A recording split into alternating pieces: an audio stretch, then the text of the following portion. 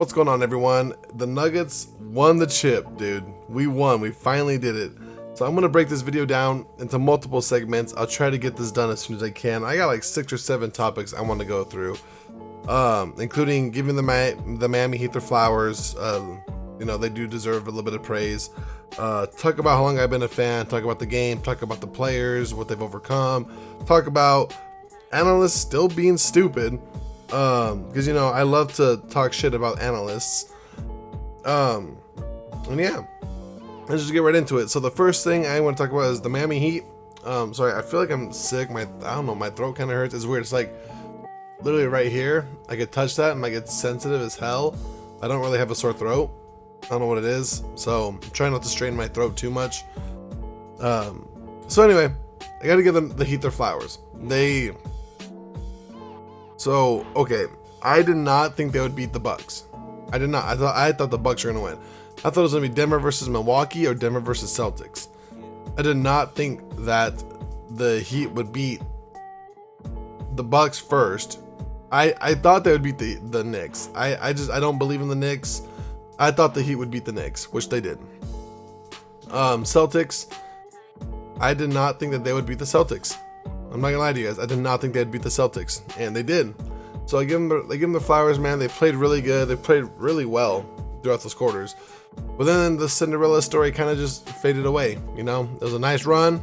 They did really well, but then they just ran into the Nuggets, man. The Nuggets are bigger and better. They're more talented. It's just what it is. Like, I feel like personally, because I was a Heat fan when Dwayne Wade was there. My 3 top teams used to be the Nuggets, Cavaliers, and Heat for Carmelo, LeBron, and Dwayne Wade respectively. So I was always a Heat fan. They used to be kind of my Eastern team along with the Knicks when Carmelo went to the Knicks. So I am a little bit of a Heat fan, and my thing with the Heat is just, bro, you cannot. Yeah, sure, your backcourt helped you out with the Gabe Vincent, Max Strus, but you cannot be relying on them to take you to the promised land. You just can't, man. You got it. Like, Kyle Lowry did better than they did. That's just what I thought. I was like, you can't rely on those two just to take, like, I don't mean to sound like a dick. I just don't believe, like, yeah, they had like a nice spurts, but then they just fell off, which I kind of thought they would just go back to the mean, the average of what they've been doing, and sure enough, they did. They just had some good little spurts against all the Eastern Conference teams, but they couldn't do it against Denver. So, let's talk about, so the Heat still want to get praised because they did do really well. I know a lot of people, they were kind of torn between the Nuggets winning their first championship and then Butler winning his first championship. So it is rough for Butler. I am a fan of Butler, even though I hate him flopping as he does. I'm going to get into that one call late in the game, but so I just did not expect the Heat to make it this far, and they did, man. I should have put money on them. Against the Bucks and the Celtics. I did not think they would win, and they did. So kudos to the Heat. Honestly, man, a bunch of undrafted players. Tyler Hero's out, and you made it all the way to the finals. Like, not a bad run. That being said, Tyler Hero was not going to solve all your problems either. He's just not. You got to get someone else that's also like, you got to get, like, I see Dame Lillard might be interested. Like, there you go. He'd be that guy. Tyler Hero is not going to save you. I'm sorry. But I think if you guys got like a Dame Lillard or something like that, then it'd be a lot more scary. You know, if you had like what, Dame Lillard and Tyler Hero in the backcourt, it'd be a pretty good backcourt. Okay, so props to the Miami Heat for showing up, showing out. Kind of thanks for taking out the Celtics and the Bucks because I was kind of worried about them. I was less worried about the Heat. So for my own personal selfish agenda, thanks for that. But they did exceed all expectations. If I was a Miami Heat fan, I don't know if I'd be disappointed or not.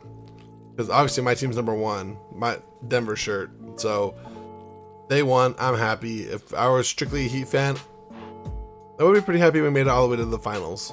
So that'd be me. So next I'm going to talk about how long I've been a fan because I didn't really go over this. God, cats, go away. Shoot.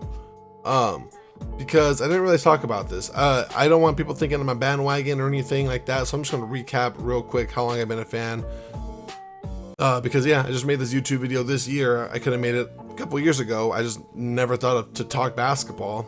but here I am. I was gonna make this channel more of like reviewing games and shit like that, and like maybe some highlights. It just kind of turned into me ranting, bitching about the negatives and talking about the goods and stuff. So it kind of turned into my own therapy, kind of. It's been therapeutic just voicing my shit to you guys. So I've been a fan since about Carmelo and AI. I still remember with Billups and that starting lineup. I forgot who the shooting guard was, but I know J.R. Smith was off the bench. I think it was Dante Jones. So it was Billups, Dante Jones, Carmelo, Nene, Kenyon Martin. I remember that starting lineup when we lost to Kobe Bryant in the Western Conference Finals 4-2 with Anthony Carter making a stupid inbound play. I still remember all that, you know, the Carmelo era when he got traded. I went to a Nuggets game. My first Nuggets game was in Portland. And literally it was the first game after Carmelo got traded. I was pissed. I wanted to go see Carmelo because I knew he wasn't going to be there very much longer. And yeah, he got traded literally right before I could go see him. So the first game with the new team, I was there in Portland when they did that. We lost that game. Brandon Roy, you guys remember that? That's how long I've been a fan. Brandon Roy hit some 3-pointers, and yeah, we ended up losing that game. It was still... Let's do a little shout out to Portland fans because, bro, even though I was a Nuggets fan, it was so fun. Like the Portland fan base, man, you guys could talk shit. You guys could handle being shit talked to. It was all a great experience. I loved it. So that, you know, the lows, actually it was kind of high after Carmelo left because the Ty Lawson, Kenneth Faried era, we did really good. We got Andre Iguodala, fuck that guy. Because again, then we were the 3rd seed, lost to the 6th seed Warriors, and that's when Andre Iguodala left the next year to go to Golden State. And then after that, it had some dark years, man. Before Jokic came in, I remember that's when I kind of stopped watching a little bit because I was in college and stuff. And so when someone asked, like, oh, because I never denied I was a Nuggets fan. My lanyard, I only have Denver Nugget lanyards. So my keys, my back pocket sticks out. It's a Denver Nugget lanyard. And so every single time, or if I had a backpack, I remember I was walking around Seattle and I had a Nuggets backpack and someone was like, Nuggets, oof. I'm like, fuck you, bro. So yeah, like I'm telling you, I've been through the ups and the downs. I never denied that I was a Nuggets fan. I would say, they'd be like, who's your team? I'm like, the Nuggets. We're not playing very well right now, but that's, you know, I'm right in the shit, man. I'm the highs and the lows. And then we got Jokic. And then just, yeah, man, ever since then. Jamal Murray, all that good stuff. So I've been a fan for a while. I don't want people thinking I'm bandwagoning because I'm not. Like I said, I was a huge fan back in that day because my friends were Utah Jazz fans or stuff like that. So whenever they played against the Darren Williams back when he was in his prime, the Paul Millsaps, Carlos Boozer was on the Jazz back then, like all that stuff, man. That's how long I've been a fan for. So yeah, that's gonna be it for that segment. So now let's talk about the game. The game honestly was shit. Let's be real. The game was shit. It was not good. It was not good defense. A lot of our shots were wide open. I think I heard a stat MPJ shot 1 of 6 from 3-point range. I swear to God, I wanted to tweet to NBA, like, can you please show me the stat of how many jump shots? Like, what's Michael Porter Jr.'s jump shot percentage this series? Because I don't remember him making one jump shot. He made a 3 at the end, but most of his shots are coming from like little floaters or at the rim, dunks and stuff, because he's not making jump shots. Aaron Gordon, he didn't do well either. Murray did not shoot particularly well. KCP did not shoot particularly well. It was just overall an ugly game. We shot. I'll look at the stat because I remember thinking we are shooting so shitty that we do not even deserve to win this game. Like at halftime, I was like, I wonder what our 3-point percentage was at. I took a screenshot. We were shooting 6.7% at halftime. We were 1 of 15 at halftime. We ended the game 5 of 28. So we shot 17.9% from 3-point range. We shot 56.5% from free throws. It was like I was telling my sister, I'm like, we do not deserve to win this game. We do not deserve to win this game. We were playing terribly. The only bright side was Jokic. But even then, like, Murray was having some weird turnovers.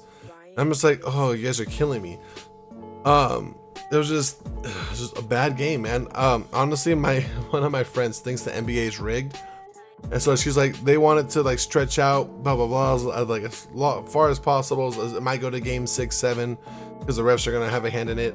I'm not gonna lie, the first quarter was pretty sus.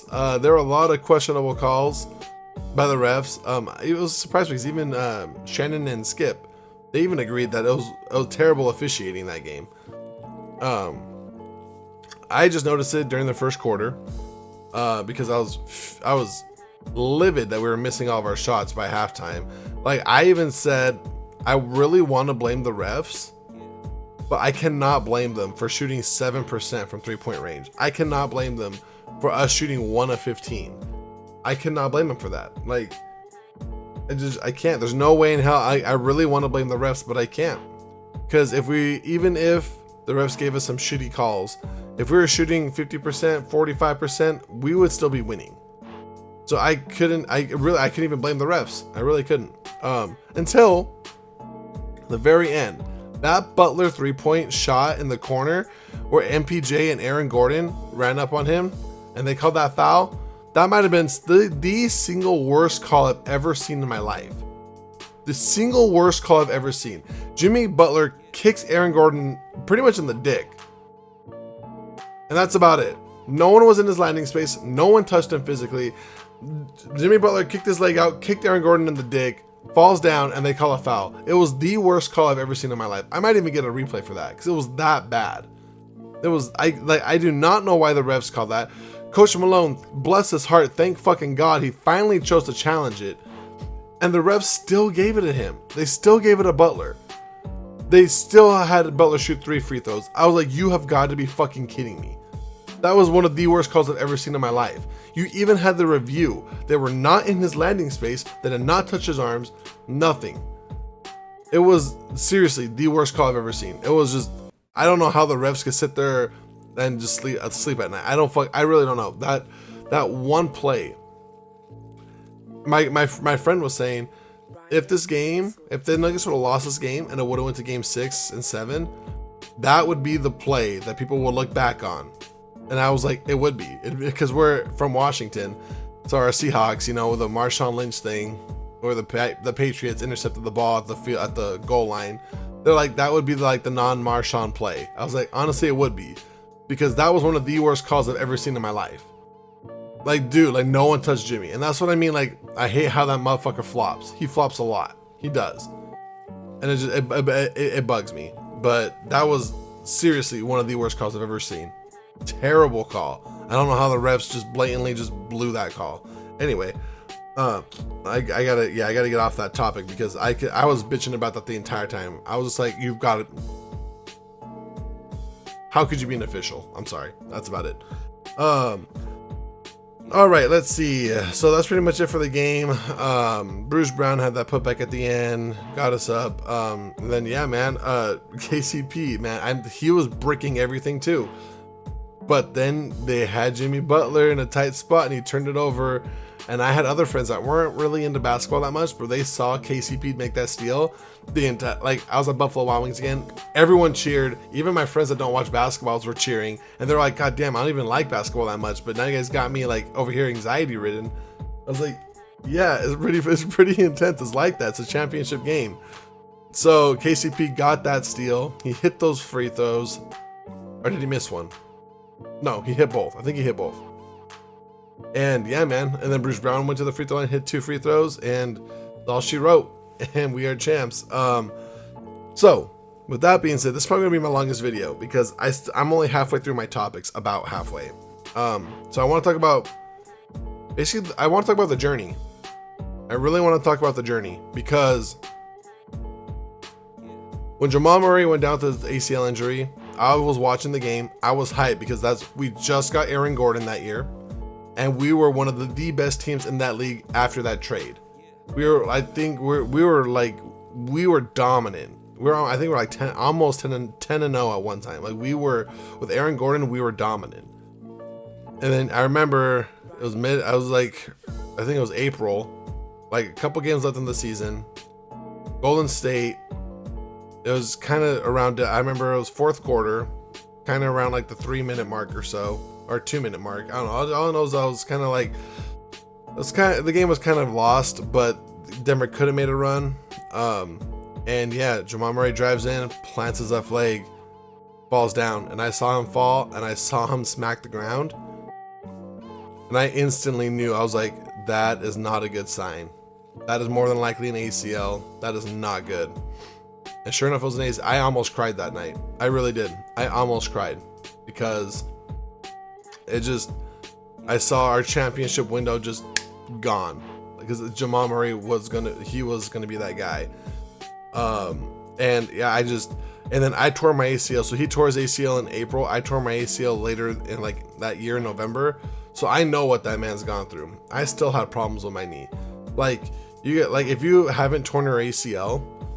So basically what happened was, so your knee could bend. Oh, there, let me see if I get it right.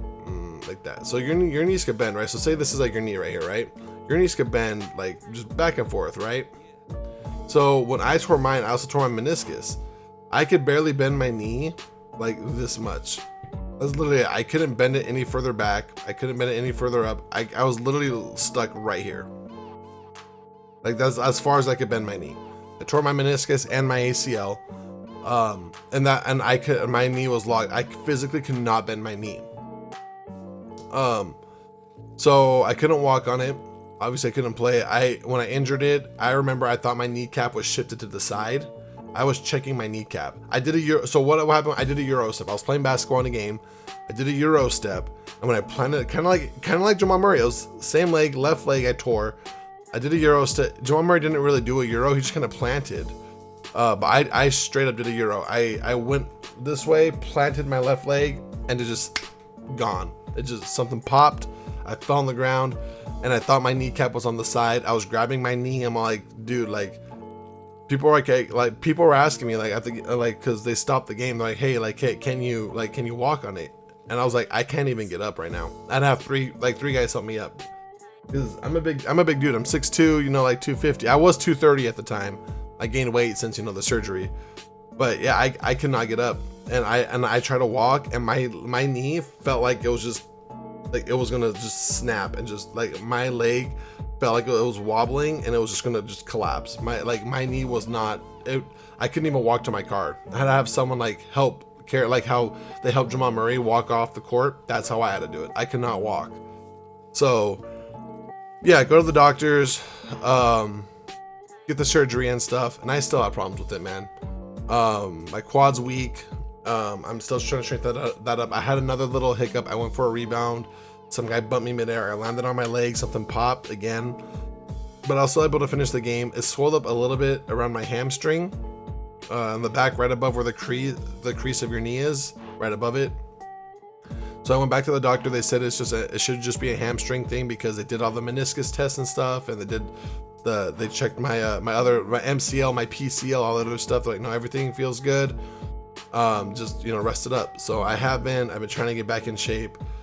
I know the work that it takes. It is not easy. It is very mental. No one told me how mental it is for an ACL injury. After the surgery, I was bedridden. I could not move from my bed. They wanted my leg straight. I could not bend it, and I was there for a week. I was literally there on my futon in my living room for a week. My mom and my sister were pretty much making sure I was icing my leg, because I was on so much drugs, bro. I was actually nice. That's what they were saying. They're like, you're actually really nice when you were on those drugs. I was like, dude, like I was on 4 different types of drugs, including oxys and stuff. And I had my leg just in a brace, locked straight for a week. And then I could finally put a little bit of pressure on it, only on crutches. I was not allowed to walk normally yet. So I was walking on crutches, kept my leg straight. I had to keep it straight for about 3 weeks to a month, where I was just straight legged. And let me tell you, taking this shit, bro, was just imagine keeping one of your legs straight and trying to take a shit, dude. It is one of the most difficult things ever. It was terrible. So, and then once you could finally start doing stuff, I have videos on my TikTok. It's not going to be so I have a gaming channel. I have one for that. But my TikTok is I think it's James Ortiz 09 or J Ortiz 2130. I don't know. I have videos of me like from when I tore my ACL, working it out to going back to playing basketball. And when I tore my ACL, I could not, like, when I was trying to get back in the gym, I tried to do like the quad machine where you sit down and you kick your legs up, you know? I cannot I try to like, so my right leg, I try to do it. And I'm like, all right, my right leg's fine. You know, I was doing it. Left leg, I had 0 weight on that machine. I had the little pin thing. It was out, no weight on it. And my left leg cannot lift it up still. It was that weak. It's a lot of mental, like your leg does not, it's just not functioning. And it sucks not being able to walk correctly, not being able to do the things you used to be able to do. Let's say even just taking a shit, like getting out of my car. It's difficult getting out of my car. It's like, so now whenever I need to park in a parking lot, I don't mind parking in the back because I went months without walking normally.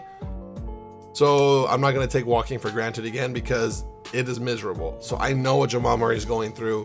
It is awful. It is just, and it's a big mental game. There are times when your leg feels great and you're like, dude, I got this. Like we're doing great. And then there are days where your leg just doesn't want to work.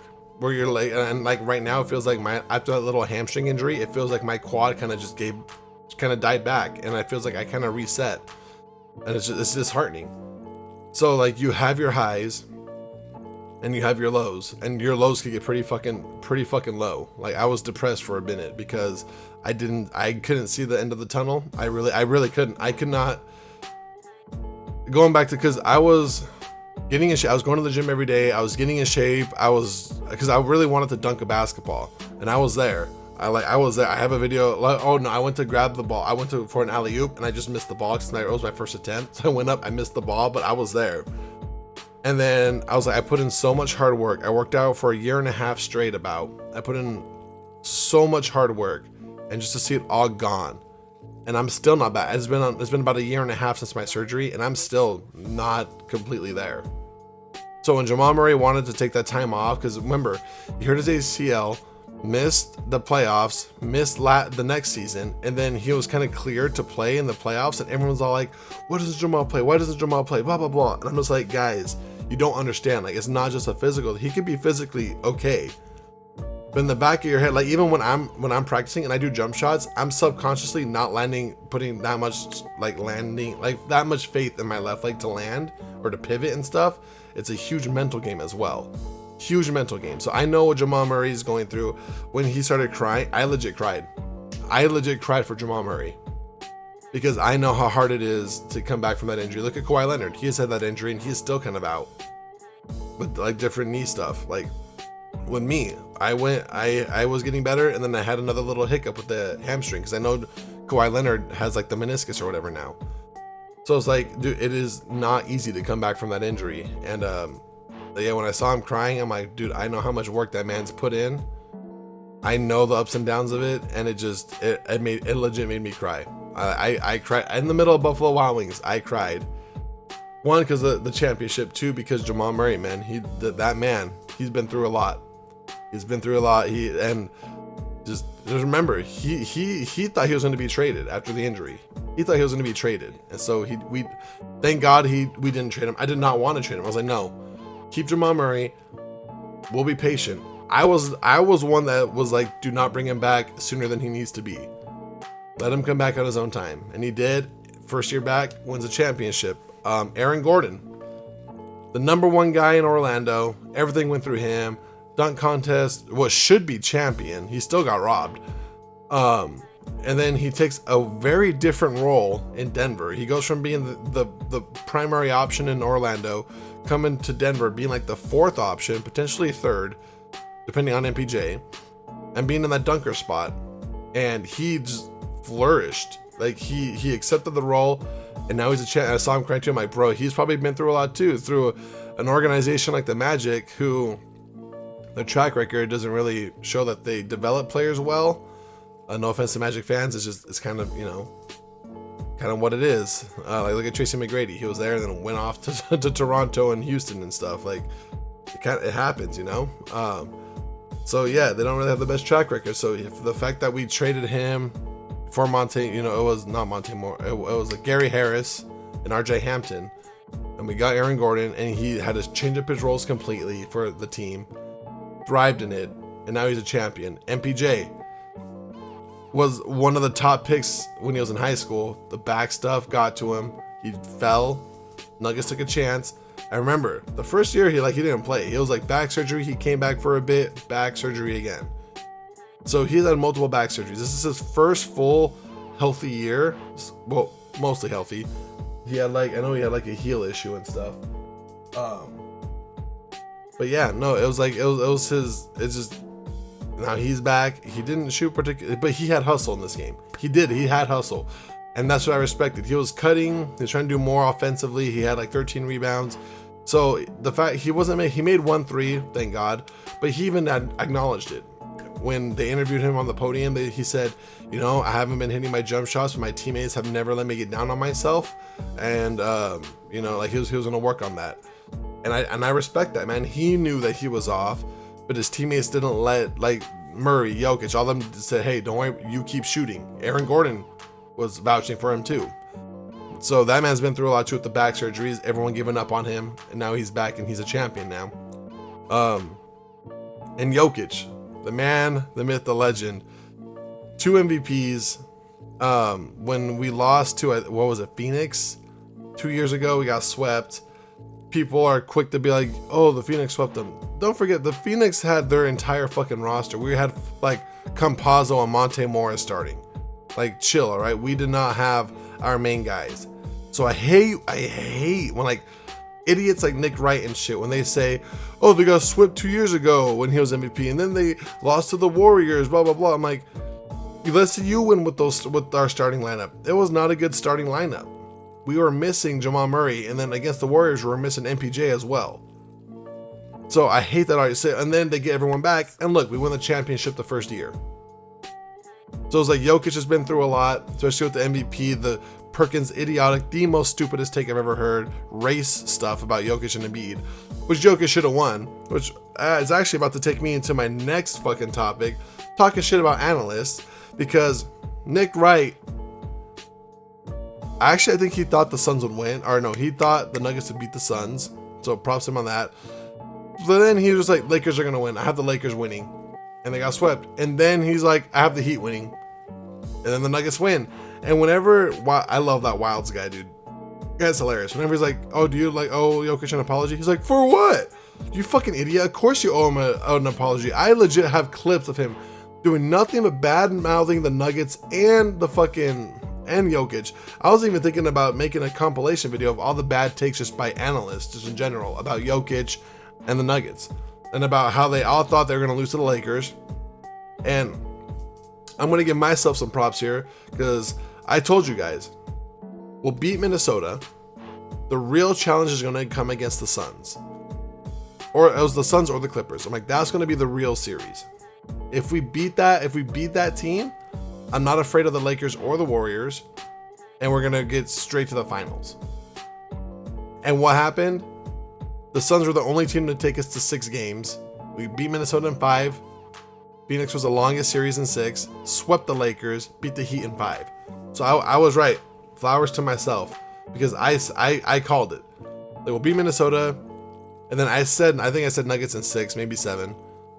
But I still believe the Nuggets would beat the Suns. And then I said, if the Nuggets beat the Suns, we're not going to lose to the Lakers or the Warriors. And we swept the Lakers. But all the analysts were all like, Lakers are going to win. They have AD and LeBron. It don't fucking matter who they got. LeBron's 38. I'm sorry, but his age, Father Time's catching up with him. That's just how it is. So we swept the Lakers. And then, yeah, man, we beat the Heat. And like I said, I talk shit about Joy. I don't listen to her much. She's hot. She has big boobs. That's about it. I don't listen to her takes very much, because she was the one, and I remember this, that was talking shit about Jokic winning his second MVP. She was the one saying, because he lost in the first round of the Warriors, and Embiid got to the second round, which reminds me, Embiid has lost in the second round pretty much literally every single time in his career. He has never made it past the second round, so I don't want to hear this shit. So Joy was just saying how, oh, Embiid this, Embiid that, Jokic is home, and it feels weird talking about our MVP when he's not even in the playoffs. This is why it should be Embiid. Now look at Embiid's at home while Jokic won the championship. So I don't know what she's going to say about that. She was like, no, Joel Embiid deserved my MVP. Shut up. And the same thing with Skip. Skip is I just heard it today. This is why I waited a little bit, because I heard it today. Skip's like, oh, like Embiid, and he always brings up that game in January. Like, I hate, that's literally his only stallion to go off of, is the game in January. But I'm all like, bro, I already made a video about the MVP thing, and about how it bugs me, how Queen, get out of there. Stop it, go. How Embiid ducks Jokic. You guys can say what you want, but the fact he hasn't played there in 3 or 4 years is just ridiculous. Of course he's gonna play on his home court, where, you know, the fans are behind him and everyone's cheering for him, but he goes to Denver where everyone's gonna boo him and he just doesn't show up. That's not an MVP to me. That's why I respect Giannis more. That's why my MVP ladder went Jokic, Giannis, and Embiid. Embiid, I don't have respect for Embiid. And then he goes in the playoffs and he blows everything. He just blows it. He just does not show up. But everyone talks so highly of him, especially Skip and Joy. There's like, oh, he does this and this and this. Where's it in the playoffs? Where's it taking you? Oh, wait. Second round exits every time? Must be fun. While Jokic is over here winning championships. So, you know, analysts are stupid. They really are. And then Nick Wright, like I said, Nick Wright's just completely dumb. Like, I swear that man will never apologize to the Nuggets or Jokic, which he should just fucking man up. But yet, if someone trolls him, because there's a guy, apparently a coworker of his, that trolled him, and he was getting so pissed, he was like literally on the podcast, he was threatening to fire that kid. Like Nick Wright got that serious. I'm like, you piece of shit. Like, how can you even call yourself a man? Like, really? Like, you can sit there and like disrespect the Nuggets and disrespect Jokic and like just go off on these tandems about how Jokic is the worst MVP, blah blah blah. But as soon as they start winning and one of your coworkers, let's like, trolls you, I would have done the same fucking thing. If he would have trolls him about like, oh, the Butterfingers, it's kind of LeBron James, the Butterfingers and shit like that, and you get that pissy about it, why are you like, I don't even want to hear anything you got to say. I really don't. Like, I really don't want to hear it. So Nick Wright, like, Nick wrong, pretty much it. Mark Jackson, Mr. Mark I Forgot Jackson. He even made the joke about, oh, I'm glad I got my MVP vote right this time, blah, blah, blah. I'm like, fuck you, Mark Jackson. I still don't want to hear anything Mark Jackson has to say. The fact that he didn't even have Jokic on the MVP ballot is just ridiculous. And that's pretty much all. Oh, so that's pretty much it. The analysts are stupid. And then this one, how they say that this might be the weakest run for a champ. Get out of here, Gwen. The weakest like run for a championship. I hate it because I've seen stuff that's like they beat an 8th seed and then they beat a 4th seed and then the 7th seed and the 8th seed. I'm like, bro, the first round had Rudy Gobert, a 3-time defense award winner, defensive player of the year award winner, with Cat, who's also not really a pushover. And then the second round was fucking Kevin Durant and Devin Booker. Third round was Anthony Davis and LeBron James.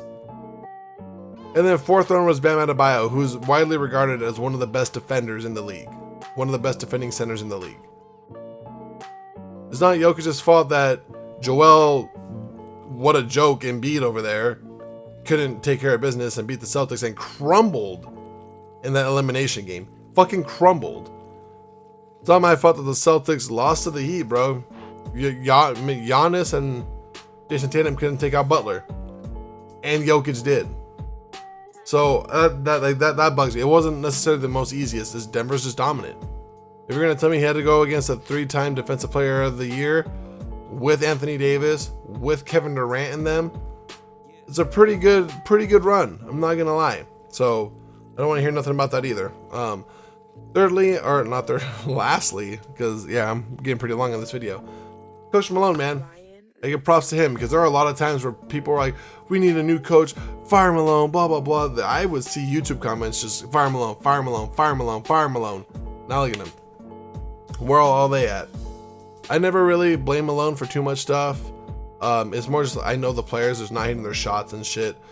There were some questionable plays that I would, every now and then, like, why did Malone do that? But you know, it's okay.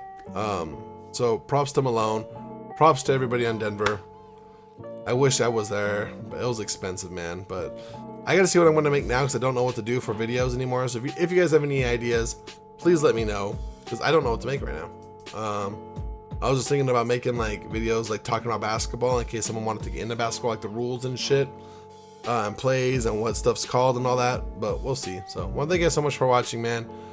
It's been a hell of a season. We finally did it. We're champion. I cried in Buffalo Wild Wings. I was so happy. I cried. I'm gonna go celebrate this weekend, and I'm just happy. I'm happy, man. I really am. I've been through years of just Lakers fans talking shit to me, Warriors fans talking shit to me, and now we're champs. Like dude, I'm happy about it. I really am. So it's gonna be for me, guys. I want to thank you guys so much for watching, and I'll see you guys next time.